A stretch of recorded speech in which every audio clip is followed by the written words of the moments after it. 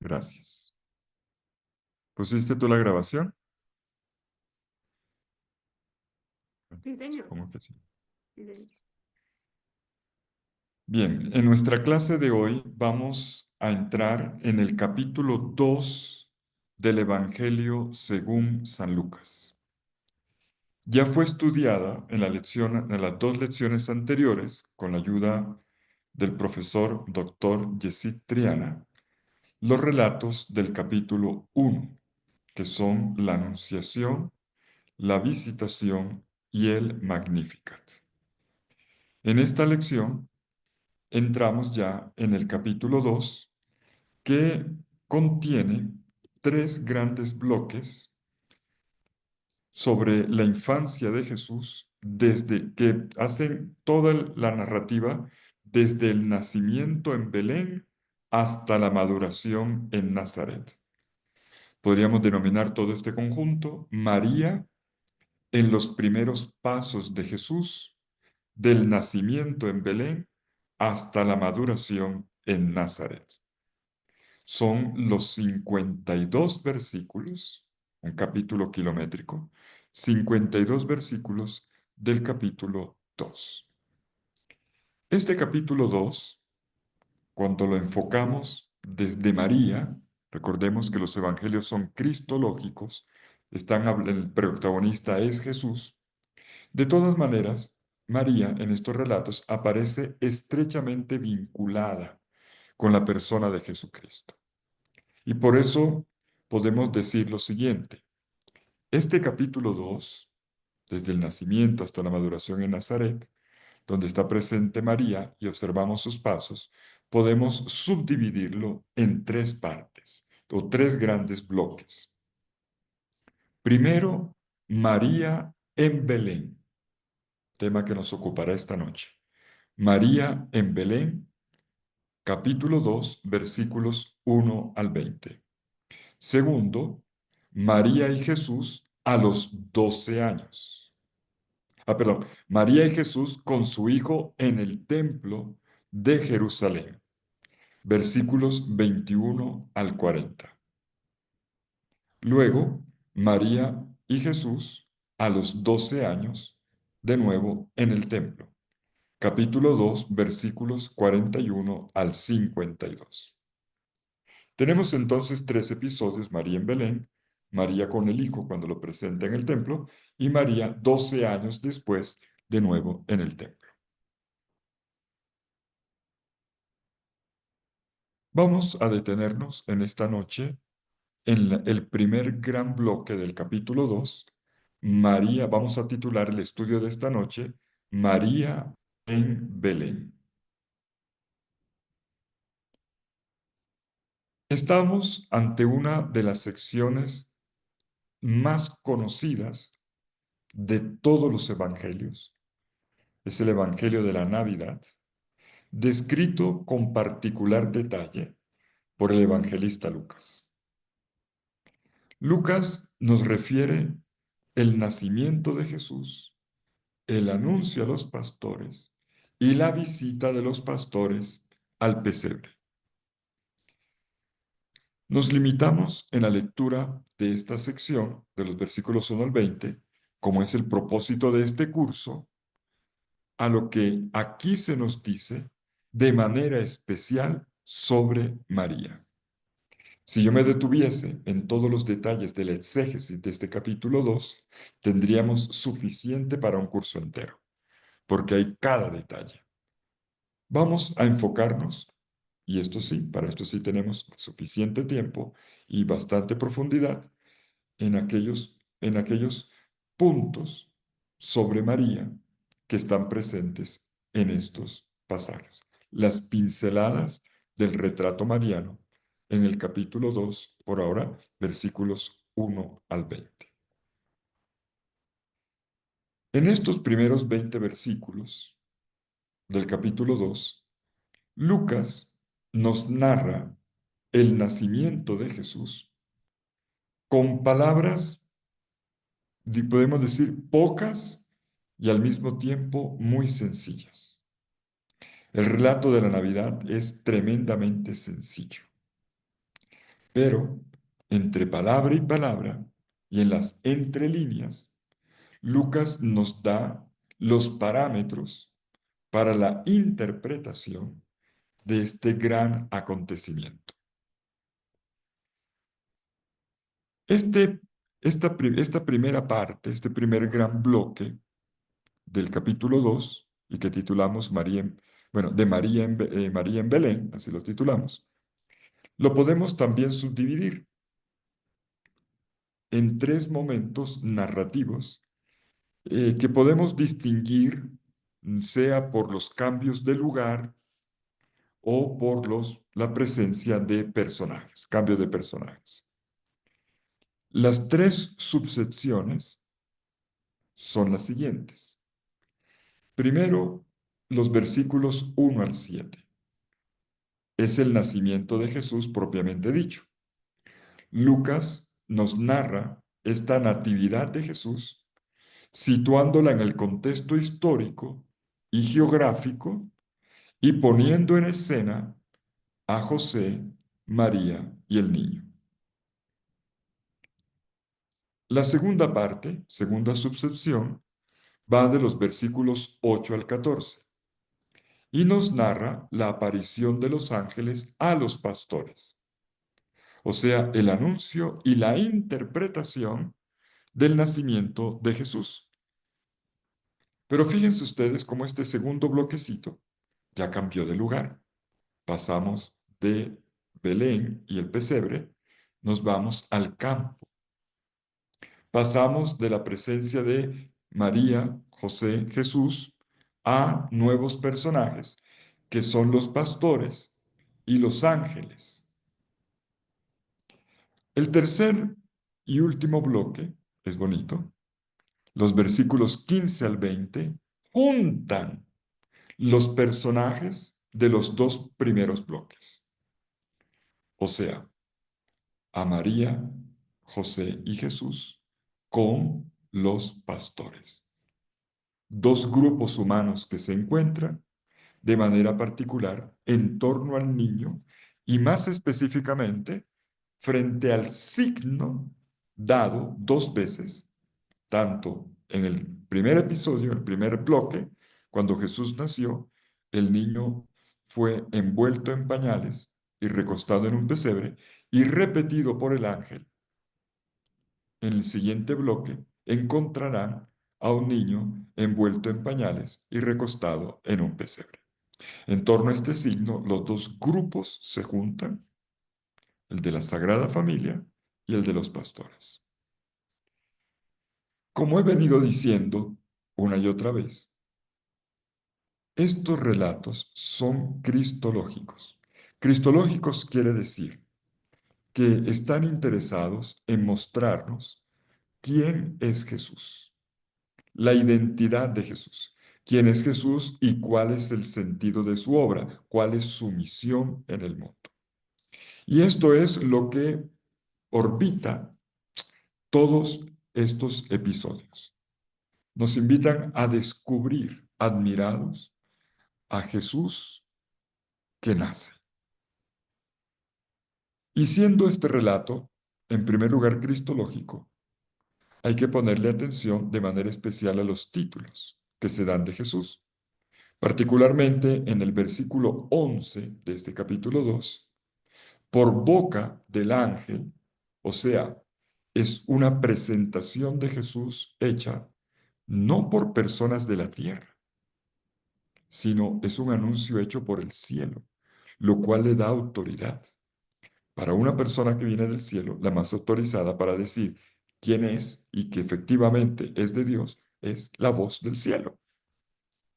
En el versículo 11 se dice que este Jesús es el Mesías, el Salvador y el Señor. Tres títulos de Jesús: Salvador, Mesías y Señor. Pero no solamente a Lucas le interesa llevarnos a descubrir la identidad de Jesucristo, sino también la manera como esta identidad puede ser descubierta. La Navidad es una evangelización, es un camino de encuentro con Jesucristo. Y esto se describe en el Evangelio a través del encuentro de los pastores y el niño, la ruta que hacen los pastores hasta descubrir al niño. Y esta ruta está orientada por un sí. Si cuando estudiamos el capítulo 2 de Mateo, la versión de la Navidad según Mateo, que de la Navidad propiamente dicha dice poco, solamente la frase Jesús nació en Belén de Judá, no dice más. Y luego ya Jesús ya es adorado 2 años después, ya tiene 2 años cuando es adorado por los reyes, por los magos. Lucas, en cambio, se detiene en el día del nacimiento, en la noche del nacimiento, y ya no es una estrella, no es un signo del cielo el que desvela la identidad de Jesús. El signo es María. Es el signo del amor de una madre. Encontrarán al niño envuelto en fajas, traducimos generalmente pañales, envuelto en fajas, que es imagen del cuidado de una mamá que se ocupa de envolver en amor y cuidados biológicos al niño y luego dormirlo, recostándolo en un pesebre. Ese es el signo. Y la visión de este signo provoca tanto la reacción de los pastores, versículo 18, como de la misma María, que delante de este niño envuelto en pañales y recostado en un pesebre, contempla. María atesoraba todas estas cosas, meditándolas en su corazón, dice el versículo 19. De esta manera ya tenemos el conjunto de nuestro relato de María en Belén, el relato de la Navidad. Como hemos dicho, este relato tiene 3 partes, 3 subsecciones. Vamos a detenernos en la primera subsección, los versículos 1 al 7, el nacimiento de Jesús en Belén.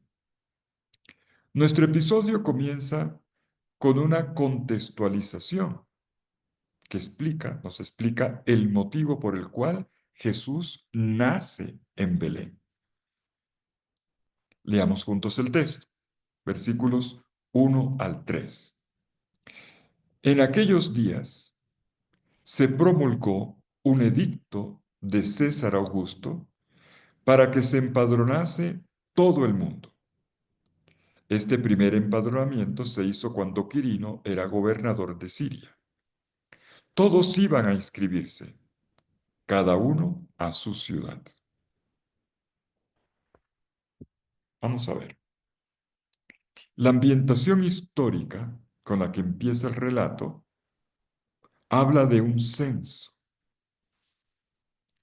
Un censo tiene una intención política y económica. Política porque es una manera de decir, aquí está el registro, ustedes me pertenecen. Y económica porque el conteo de los habitantes le permite al gobernante saber cuánto va a recibir por impuestos. Y estamos en un contexto imperial donde el impuesto es un impuesto de vasallaje, de sometimiento para el emperador. Por lo tanto, este comienzo del relato no es nada agradable. No quiero entrar aquí en la problemática de la historicidad del censo, si este censo ocurrió o no ocurrió, porque resulta que hubo un censo, sí, pero en el año 6 después de Cristo, pero como ya vimos, Jesús nació cuando todavía estaba vivo Herodes el Grande, lo vimos con Mateo, y entonces esto nos genera un problema, porque Herodes el Grande murió 4 años en el año 4 antes de Cristo. Entonces, es el mismo censo, es otro censo. Bueno, todo eso tiene su explicación. No es tema de esta clase. No es tema de esta clase.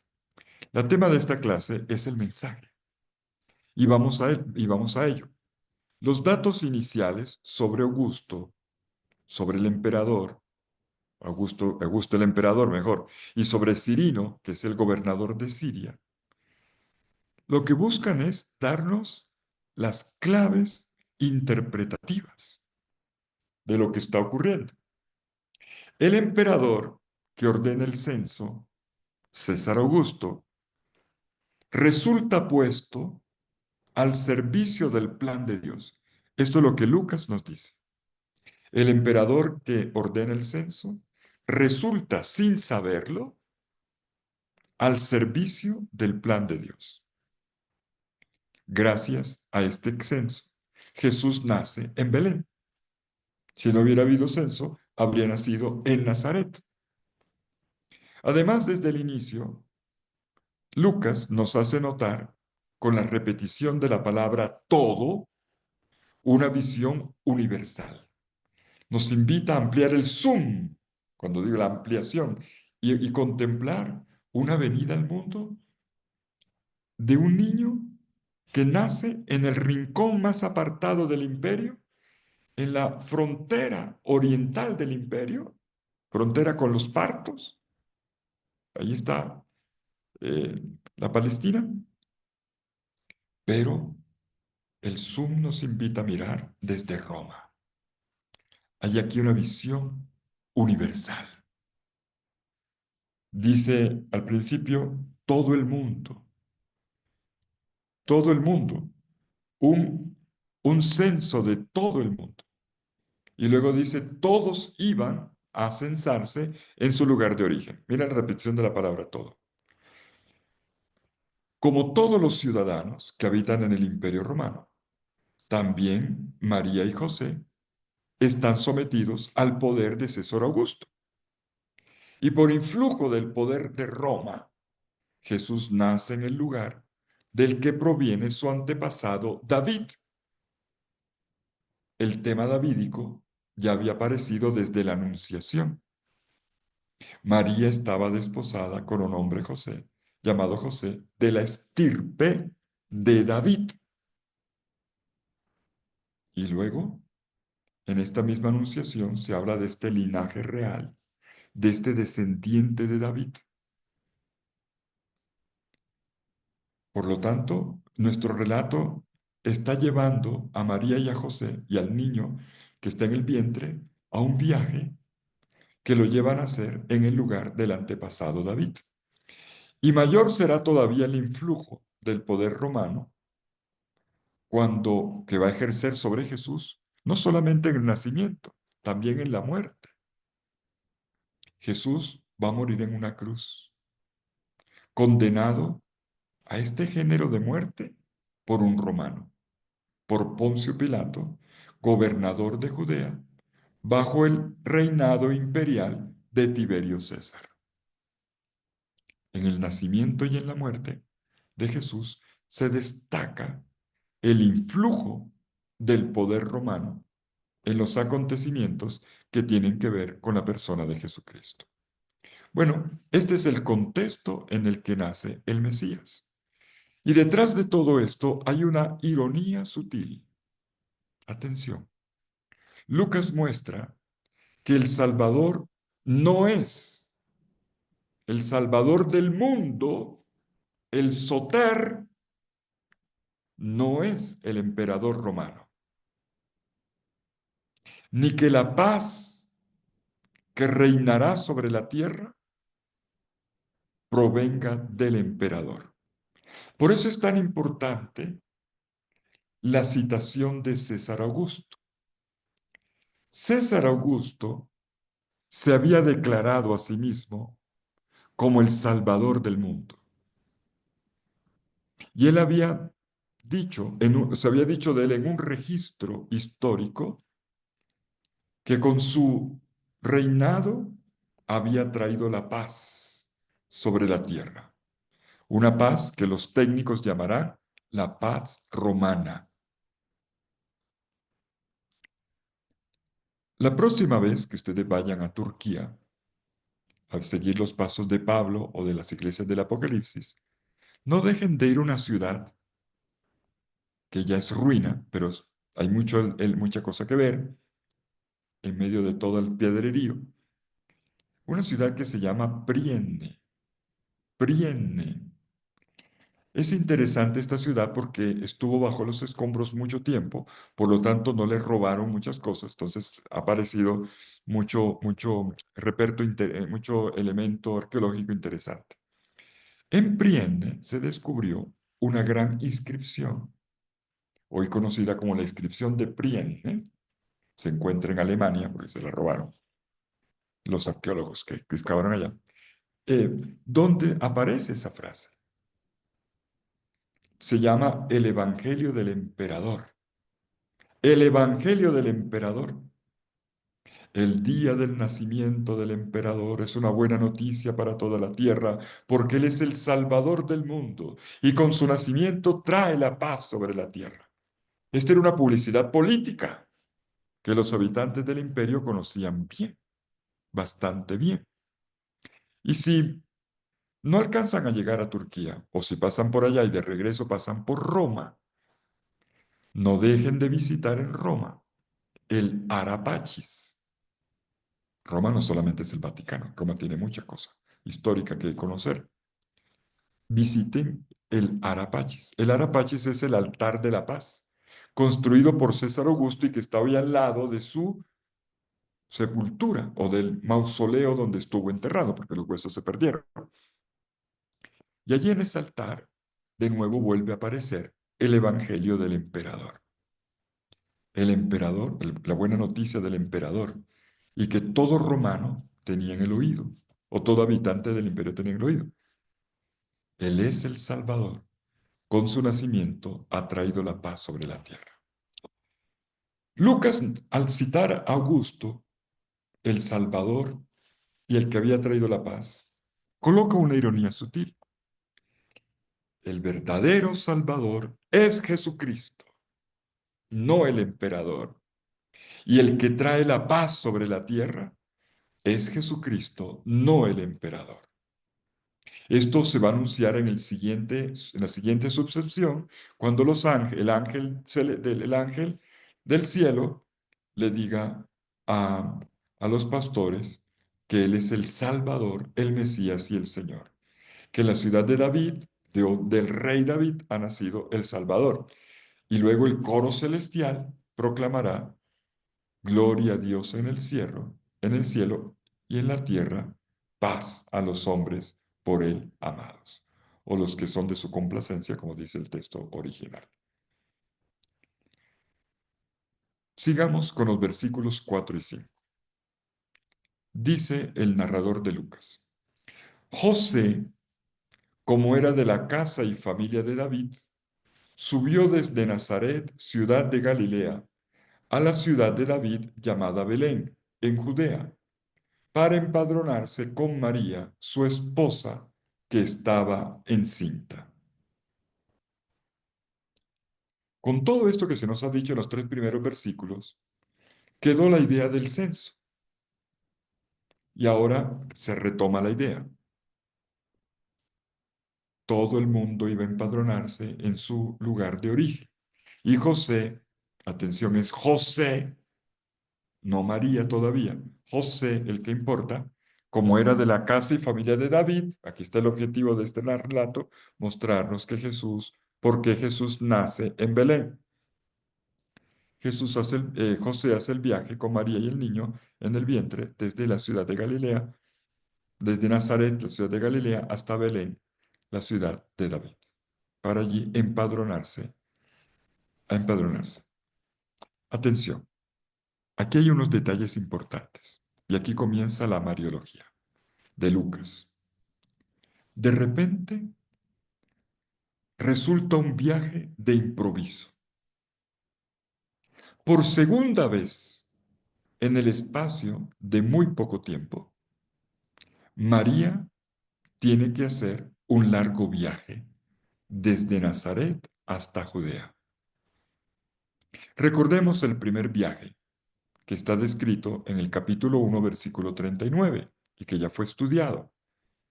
Después de la Anunciación, María subió a prisa hacia una ciudad que estaba en las montañas de Judá. María se puso en camino. María, llena toda ella de su vocación y del gran misterio de su vida, que se estaba gestando en su vientre virginal, había viajado hasta donde su pariente Isabel, como dice este versículo 39. Y allí, en esta visitación, había sido confirmada en su fe. Dichosa tú que has creído. Y en su alegría. Por eso María va a responder con el Magnífica.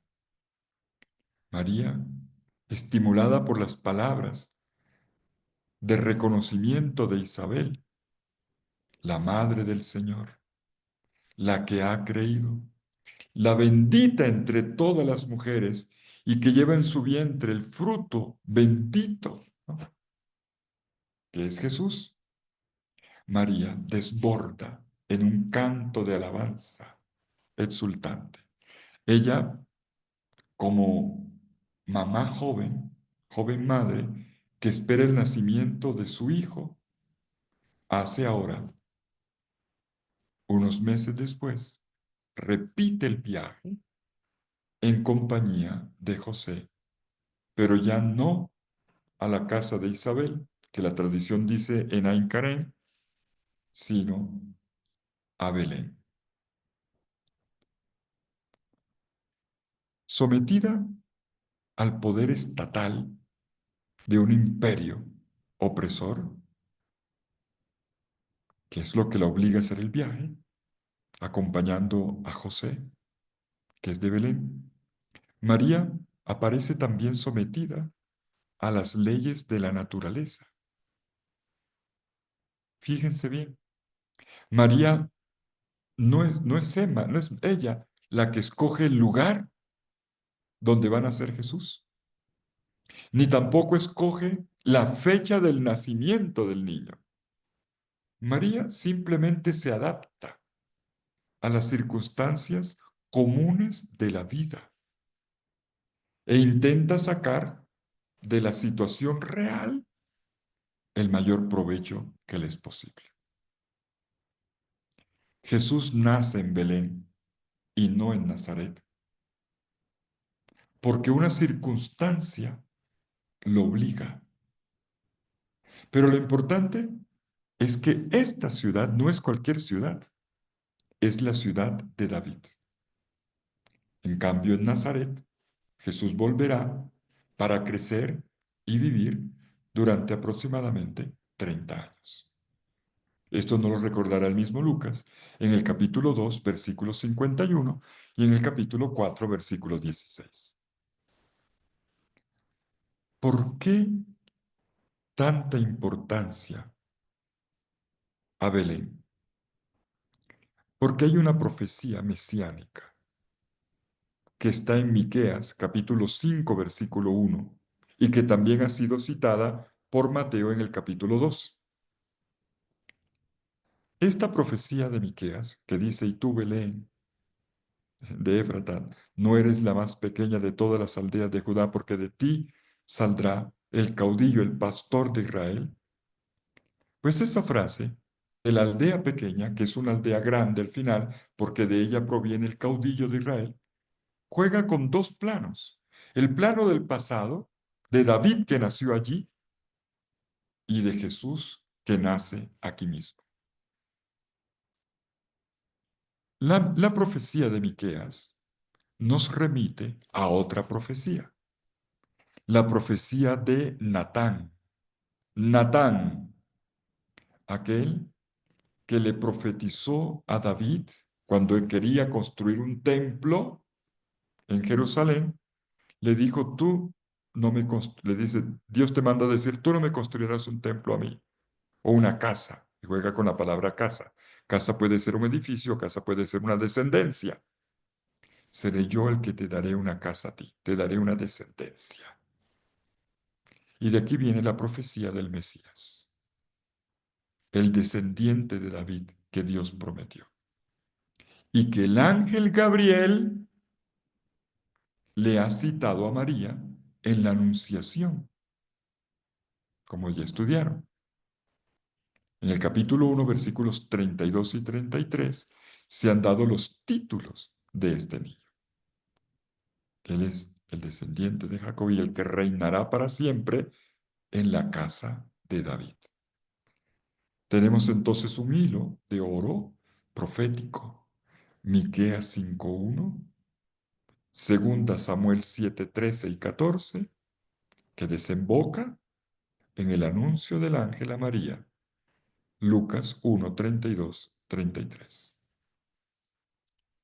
De esta manera nos encontramos ya en Belén.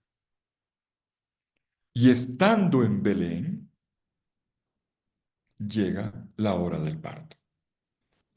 Estando cuando ellos se encontraban allí. No les quiero dañar la Navidad. El texto del versículo 6 dice, cuando se encontraban allí, con una forma verbal que indica duración. No es que María haya llegado la misma noche de la Navidad y que María andaba de puerta en puerta tocando, buscando las posadas. Lo siento, yo no les quiero dañar la Navidad a los mexicanos. El texto dice que ya llevaban un tiempo. ¿Cuánto? No sabemos, pero ya llevaban un tiempo en Belén. Y que estando allí llegó la hora del parto. A ver, vamos a leer el texto. Versículos 6 y 7. Cuando ellos se encontraban allí, le llegó la hora del parto y dio a luz a su hijo primogénito. Lo envolvió en pañales y lo recostó en un pesebre, porque no había lugar para ellos en el aposento. Bueno, esto del aposento, estoy leyendo la traducción de la Biblia de Navarra. Esto del aposento, ahorita le voy a poner otra traducción. De nuevo aquí nos encontramos con pinceladas sobre María. El que está naciendo es Jesús, el Salvador, el Mesías, el Señor. Pero Lucas le pone mucho cuidado a la figura de María. Sobre todo tres pinceladas en este texto. Primero, me devuelvo al versículo 5. José va a Belén, dice el versículo 5, para empadronarse con María, su esposa, que estaba encinta. Ojo con esta frase. Para empadronarse con María, a la que aquí llama su esposa, la cual estaba encinta, embarazada. La traducción que yo estoy leyendo dice esposa. El texto griego dice te emnesteuemene,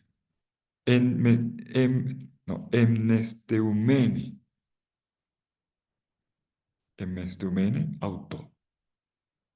Este verbo que acabo de leer y que me estaba costando decir, el verbo nesteuo significa comprometerse, en el sentido de le había sido dada como esposa, pero implica o connota un matrimonio todavía no consumado, le ha sido dada como esposa. Por eso la traducción su esposa me suena un poquito fuerte, porque no es que ya estén conviviendo como esposos, es que la que le había sido dada como esposa.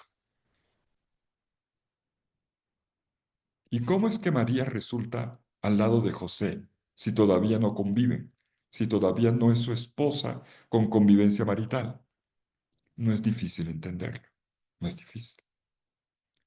Porque José ya aceptó al niño. y tiene que hacer este viaje obligado por la ley imperial y no deja a María, que ya está al final del embarazo, no la deja sola. Se la trae con él, porque está encinta. Él lo dice el texto, que estaba encinta. Esa es la razón por la cual la trae.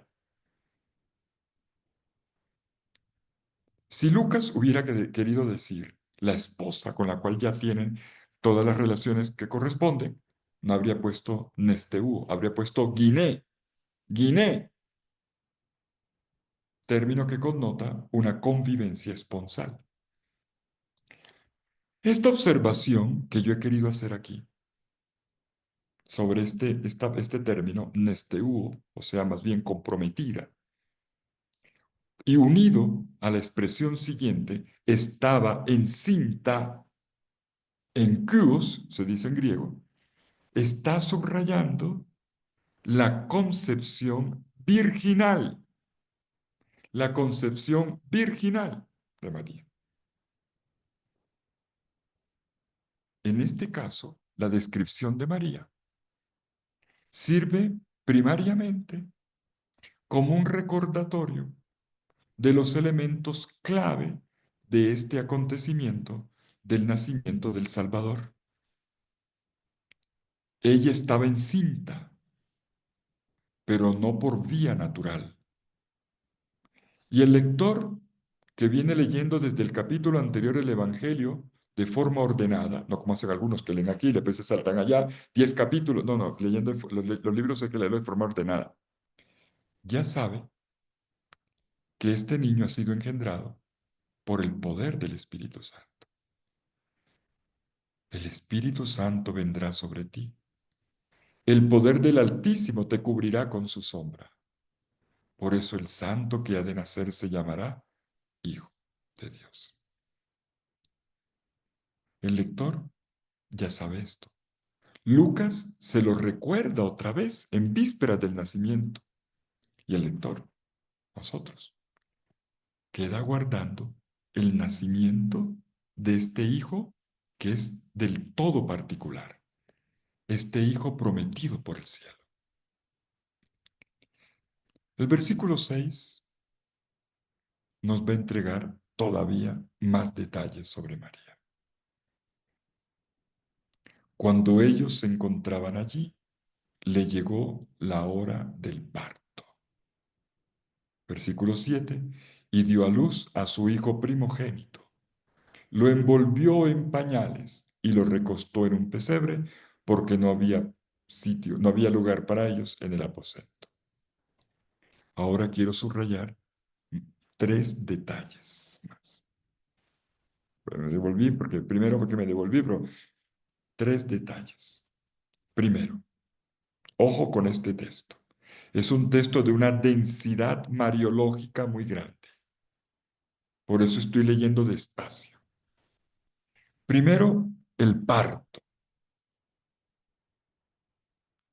Cuando se encontraban allí, le llegó la hora del parto y dio a luz a su hijo primogénito. Y Lucas nos da el dato. Se trata del primogénito. A ver, primero el tiempo. Cuando llegó para María el momento de dar a luz, nace el hijo, como corresponde. Y el evangelista subraya que este es su hijo, su hijo. Dio a luz a su hijo, no dice un hijo, sino a su hijo. Y agrega primogénito. De Isabel, por eso es importante la lectura anterior, se había dicho solo de manera genérica que dio a luz un hijo, dice el capítulo 1, versículo 57.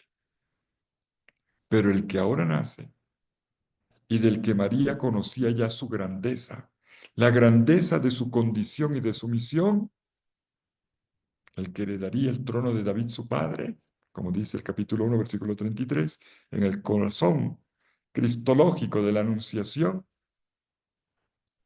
de él se dice de manera diferente. No nació un hijo, nació su hijo. Y pronto esto se va a confirmar. Lo va a decir el versículo 11 de ese capítulo 2, el versículo 17. Es un hijo de María de una forma particular. Él es el fruto de su vientre, como le dijo Isabel en la visitación, pero es un hijo que tiene una condición particular. El hecho de que sea designado como el primogénito, otro punto que hay que ponerle cuidado, no quiere decir que María haya tenido a otros hijos después. Claro, porque la gente le tuvo el primogénito, o sea, el primero. Ah, bueno, si dicen que tuvo el primero es porque hay un segundo. No, no. Primogénito significa el que está consagrado de una manera especial a Dios. Y esta consagración especial a Dios del primogénito es lo que el relato que sigue en la presentación del templo, la consagración del niño primogénito a Dios, él será consagrado de manera especial por parte de María y José a Dios. Por lo tanto, primogénito ya nos está anticipando la consagración, la pertenencia total de Jesús a Dios. Cosa que, claro, ocurría con todo hijo mayor, con todo hijo primogénito. Pero con Jesús, cuando lleguemos ahí, tiene una particularidad. La dignidad y la grandeza de María consisten entonces en ser la madre de este hijo, su hijo, y que le pertenece al mismo tiempo este su hijo a su padre Dios, porque a él le está consagrado, a él le pertenece. Por eso, toda esta singularidad de la concepción y del nacimiento del Hijo de Dios. El parto tiene lugar cuando se ha cumplido el tiempo. Dice cuando se cumplió el tiempo. Mírenlo en el versículo 6. Esta afirmación del tiempo hace confluir dos tiempos. El tiempo biológico, 9 meses, lo que corresponde, y el tiempo de Dios. Lucas está jugando entre el cronos y el kairos. El cronos de un acontecimiento biológico al cual María se adapta, pero también es el kairos de una palabra de Dios que ha sido anunciada y que ahora se realiza. Cuando se cumple el tiempo de qué? De la palabra, de la promesa, del anuncio de Dios por boca del ángel.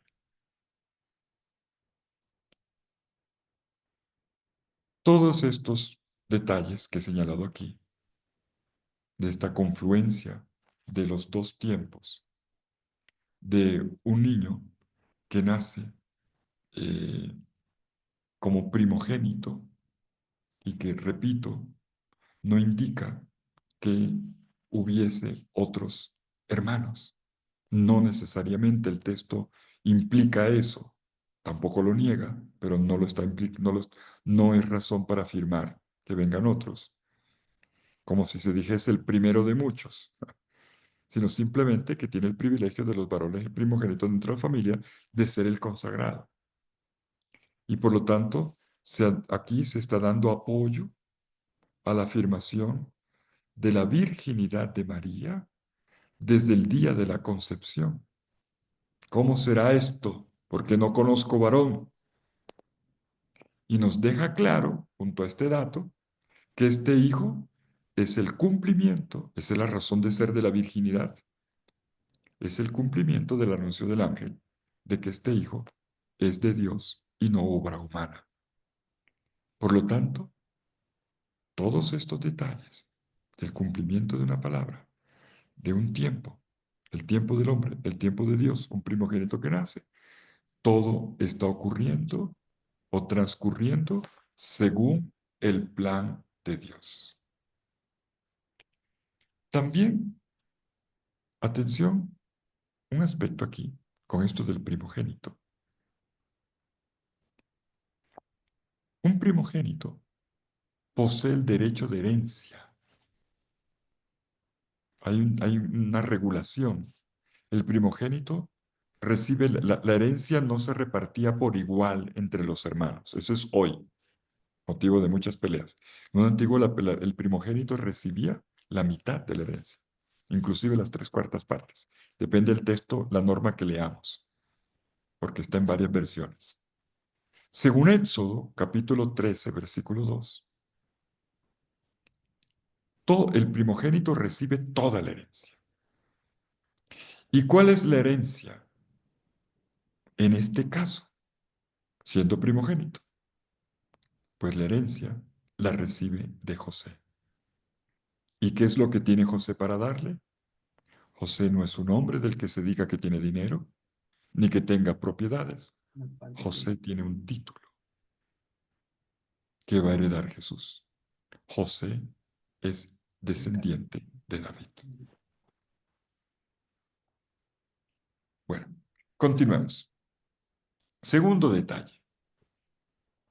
El gesto de la madre, María, de envolver en fajas al bebé recién nacido. Envolver, en griego se dice spragano, spragano, envolver. Cuando apenas nace el niño, María envuelve al niño en fajas.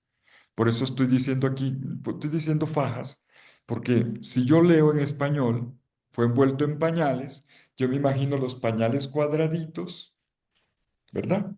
No sé si ustedes los han visto. Pañales de bebé. ¿Han visto alguna vez un pañal de bebé? ¿Han visto alguna vez un pañal de bebé? Eh, pues yo sé que sí. Eh, no son de esos, o de aquellos que le colocan como medio bolsitas. No, no. El texto dice fajas. Fue envuelto en fajas. Pragnó es una tira, sí.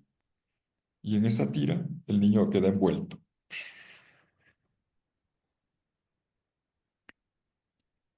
El día en que una persona muere, la envuelven de nuevo de la misma manera en fajas.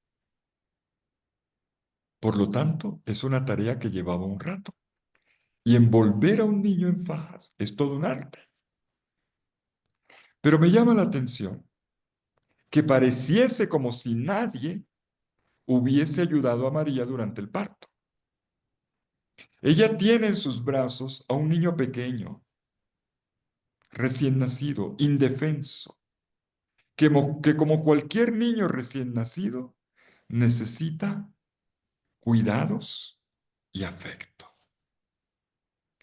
Hasta ahora había estado envuelto en el seno de la madre, en la carne de la madre, y había recibido durante la gestación directamente de María todo lo que él necesitaba para vivir.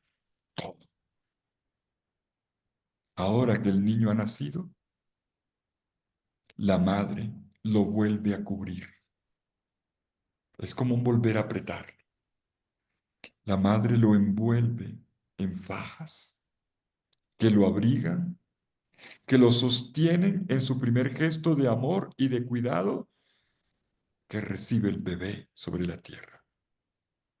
Después, María dirigirá toda su atención hacia el bien de este niño y le prestará todos los servicios que sean necesarios para que su desarrollo humano, corporal y espiritual sean posibles. Envolver no es solamente colocar fajas o pañales, es dar todo lo que se necesita, todos los cuidados para que haya un desarrollo humano, corporal y también espiritual. El hecho de que el niño sea envuelto en pañales indica su dependencia, indica su incapacidad de valerse por sí mismo. El niño no se pone el pañal, se lo tienen que poner. Y de esta manera, dejándose atender, viviendo como un necesitado, demuestra que es acogido y asistido eficazmente por su mamá, por María. También después del nacimiento, de esta manera, permanecen profundamente unidos la mamá y el hijo, de la manera más estrecha posible. Tercer detalle, tercero y último. María lo recuesta en un pesebre. Nuestro texto ha dicho, lo envolvió en pañales y lo recostó en un pesebre. Y este es el tercer detalle, lo recostó en un pesebre porque no había lugar para ellos en el aposento.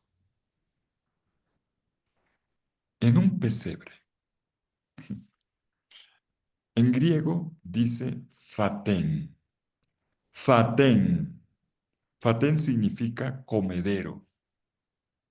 Comedero.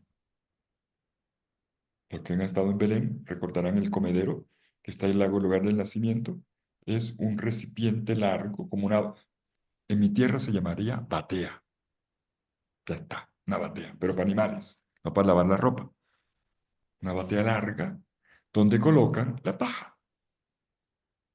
Y cuando ya no hay paja, pues también, cuando es necesario, no tienen como el agua. Es un comedero. Ahí se recuesta el niño, en el fatén, en griego. Se traduce generalmente como pesebre. Yo prefiero decir pesebrera, el lugar donde se coloca la paja para comer el animal. Y el narrador, Lucas, aclara, porque no había lugar para ellos. Con lo cual, deja entender que no disponían de lo necesario para el cuidado del recién nacido. No había lugar para ellos. Ni siquiera contaban con el espacio de una habitación. No había una habitación. Un cuarto. No había un cuarto. Y me va a decir, padre, ¿y la gruta? Ay, por Dios. La tradición de la gruta solo aparece en el siglo segundo después de Cristo. El primero en hablar de gruta fue San Justino, en una obra que se llama Diálogo con Trifón, en el número 79. Es la primera que se habla de gruta. Nunca se ha hablado de gruta. Solo 150 años después. Sin embargo, ¿tiene sentido que haya una gruta? ¿Tiene sentido? Sí, sí. La próxima vez que vayan a Belén, se los recomiendo. Ojalá, depende del guía, que no sea un guía nervioso, guías nerviosos, fastidiosos. Eh, que los lleven a una casa betlemita, los dejen entrar a una casa. Y van a ver que una casa las casas están hechas aprovechando la colina. Belén es una colina y una colina de roca, roca dura. Entonces aprovechan los orificios de la colina, el fondo, y la casa es la prolongación de la gruta. ¿Me hago entender? Está la gruta al fondo la casa, de manera que se ahorra la parte de atrás de la casa. Se ahorra el ladrillo. La parte de adelante sí la construyen, es como una extensión. En tiempo de la gente vivía en la parte de adelante. ¿Y para qué era la parte de atrás? La parte de atrás se utilizaba sobre todo en invierno para guardar los animales. No era un establo propiamente dicho como lo que conocemos hoy.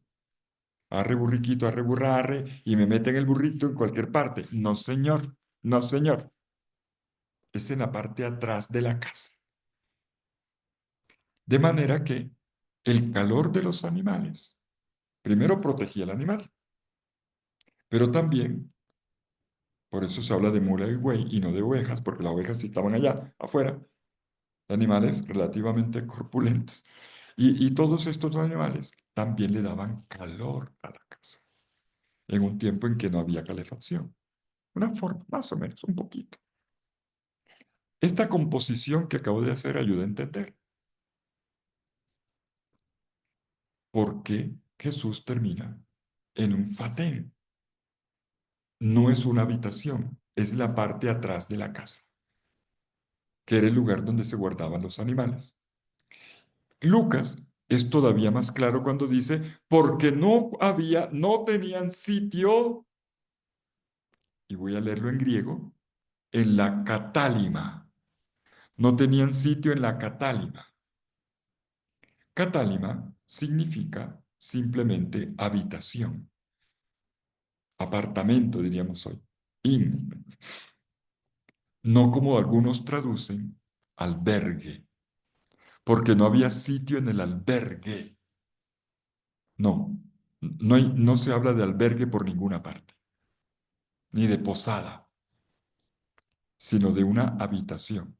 Porque algunos han traducido la palabra catálima, mal traducida, como posada, como albergue, es que viene la historia de las posadas. Y entonces estaban buscando en todos los albergues, buscando albergue por albergue, hasta que al final una casa hizo las veces de albergue o de posada. No, la historia probablemente es otra, es otra. No había sitio en la habitación donde le dieron hospedaje a José, que vino con su prometida esposa María, que estaba embarazada, porque seguramente porque había tanta gente que venía a empadronarse que no había sitio. ¿Dónde se quedaba la gente normalmente?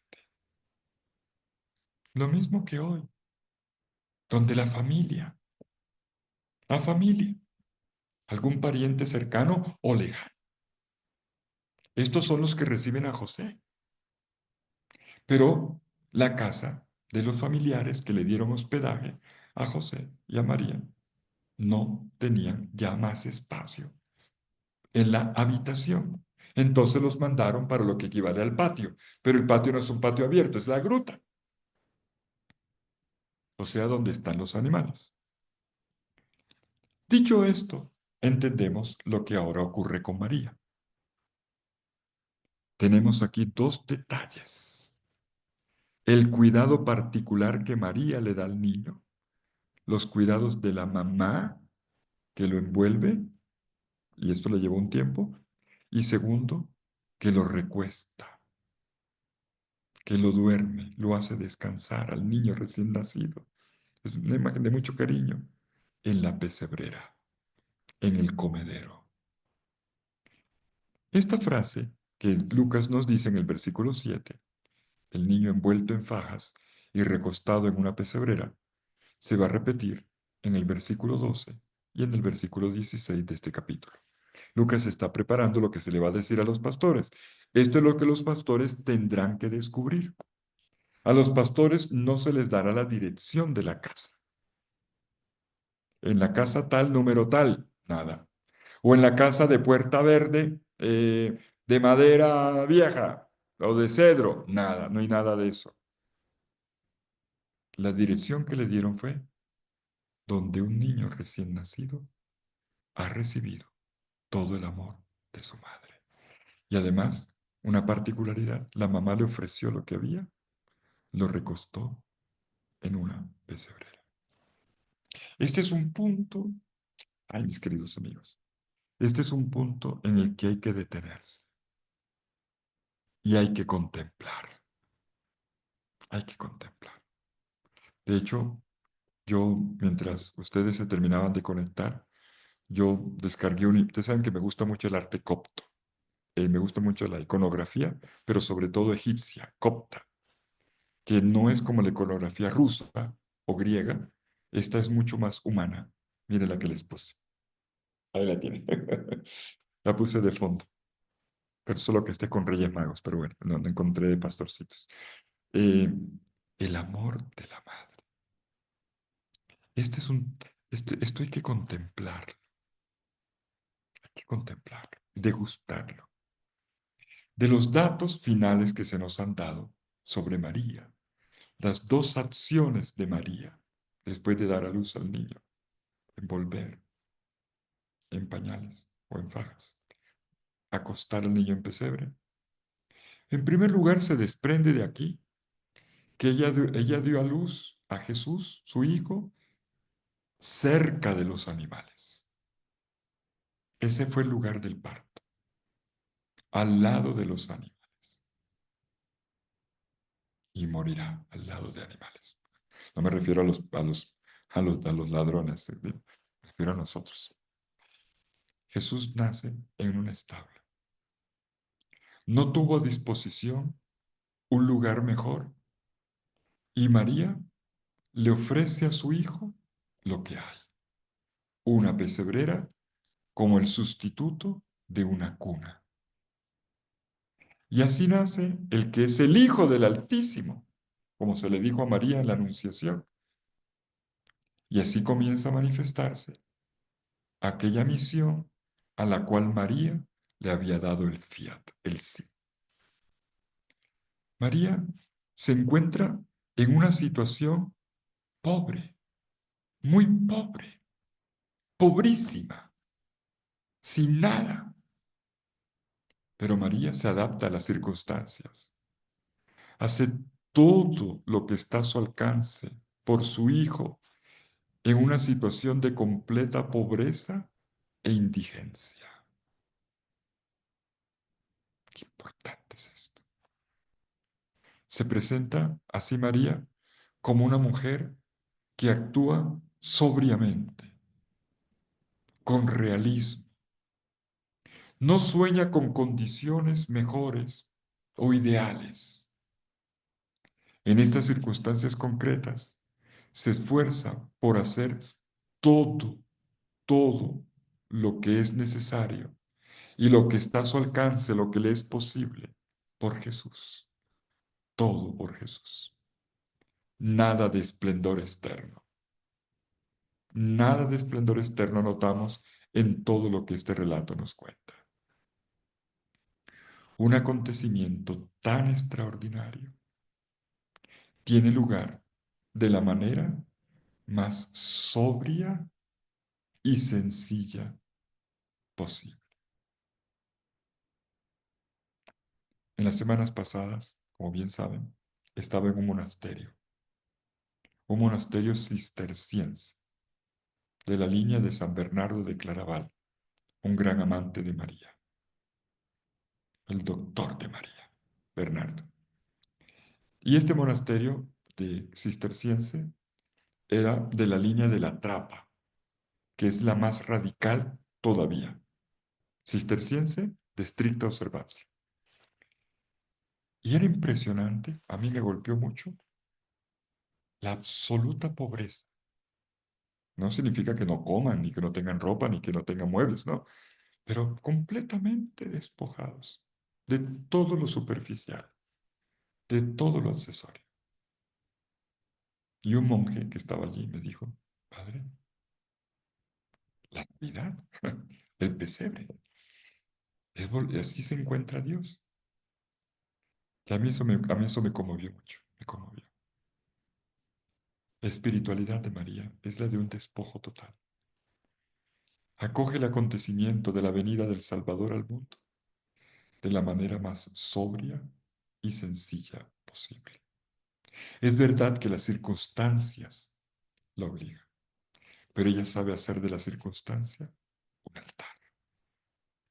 Y es así como María lleva a cumplimiento su servicio a favor de todo el pueblo de Dios, porque Jesús es el Salvador, el Mesías y el Señor de todo el pueblo de Dios. Un servicio que se cumple dando a luz a aquel que viene al mundo como el Hijo de Dios, como el Salvador, como el Cristo y como el Señor, como se anuncia en el segundo episodio en boca de los ángeles. Me detengo por lo pronto aquí y yo quiero invitarlos para que escuchen otra conferencia de este servidor donde profundizo el tema de los pañales y cómo se criaban los niños en el mundo antiguo y cómo podríamos repensar a María o recomponer la escena de la Navidad a partir de datos del mundo antiguo en combinación con lo que dice el texto del Evangelio. Les voy a colocar el link cuando se coloque la grabación de esta clase. Coloco un segundo link que tiene como título y fue envuelto, ¿cómo fue que lo puse? Sí, un recién nacido envuelto en pañales. Espero que lo disfruten. Es larguito, dura 1 hora y media, también como esta clase, pero yo creo que vale la pena. Les va a dar otra visión de María, muy espiritual también, pero desde la maternidad, como se vivía en el mundo antiguo. Entonces, Ajá. muchas gracias. Terminamos por aquí. Que Dios los bendiga. Y creo que ya esta Ajá. noche podemos dormir cantando Tutaina Tuturumá. Eh, y nada, que disfruten este curso de María, que ya va a estar bastante avanzado, y en este estudio que hemos hecho hoy sobre María de Belén, Nuestra Señora de Belén. Padre, muchísimas gracias. Bendita Muchísimas sea tu gracias, pureza, Padre. Padre, muchas y gracias. eternamente lo seas, Increíble. pues todo un Dios se recrea en tan graciosa belleza. A ti, celestial princesa, oh Virgen Sagrada María, yo te ofrezco en esta noche alma, vida y corazón. Mírame con compasión, no me dejes, Madre mía, y dame tu santa bendición. En el nombre del Padre, Padre, del del Hijo Hijo, y del del Espíritu Santo. Amén. Amén. Que tengan todos una linda noche.